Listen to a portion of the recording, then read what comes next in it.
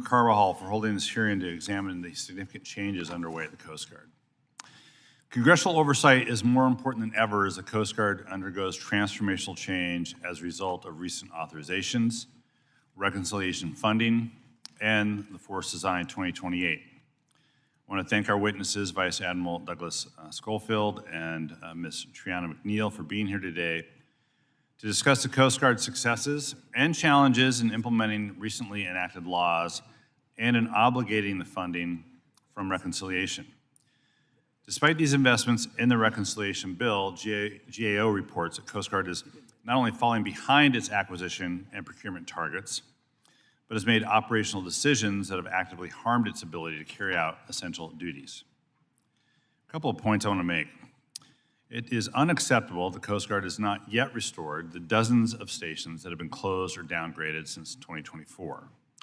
These closures have reduced the agency's ability to effectively conduct search and rescue operations across our country, a decision with life or death consequences. A 2025 GAO report found that due to personnel shortages, the Coast Guard closed 23 seasonal boat stations and reduced SAR coverage associated with 19 other stations. This reduced SAR capability has put a strain on local first responders. The Commandant has said that the Coast Guard's search and rescue mission represents a sacred trust with the American people. And the agency must prioritize using its new resources and service members to restore that sacred trust. A question I will have when we get to questions is, when is the Coast Guard going to reconstitute 42 search and rescue focused stations? I'm also concerned the administration is going to negatively impact the Coast Guard's efforts to curb sexual assault, sexual harassment, and harassment. While I believe the Commandant is truly invested in this issue, the administration's decision to shutter the Women's Leadership Initiative, the Federally Employed Women and Women's Leadership Council, all that limits the voice of women in the service, the very people whose input is needed when developing policies to combat sexual assault and sexual harassment. Congress enacted dozens of reforms in response to Operation Fouled Anchor, which revealed flagrant and negligent mishandlings of sexual assault and sexual harassment cases involving Coast Guard personnel.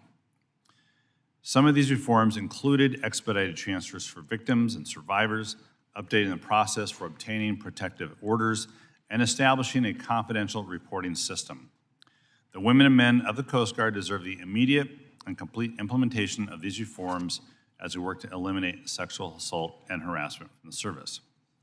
I do want to acknowledge the Coast Guard has had success in implementing parts of recent authorizations, and something near and dear to the Pacific Northwest is in the 2022 Coast Guard Authorization Act that authorized the creation of a whale desk traffic alert system in our state, a new program to protect orcas and other marine life from vessel strikes by providing operators and mariners with near real-time location data.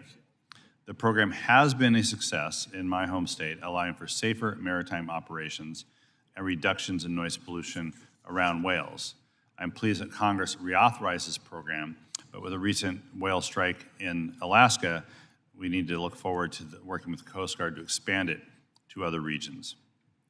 I look forward to engaging with our witnesses on the progress the Coast Guard's making to modernize the organization and ensure that Coasties have the necessary funding, resources, and infrastructure to save lives, protect the American public, and to keep commerce flowing. Thank you, and I yield back.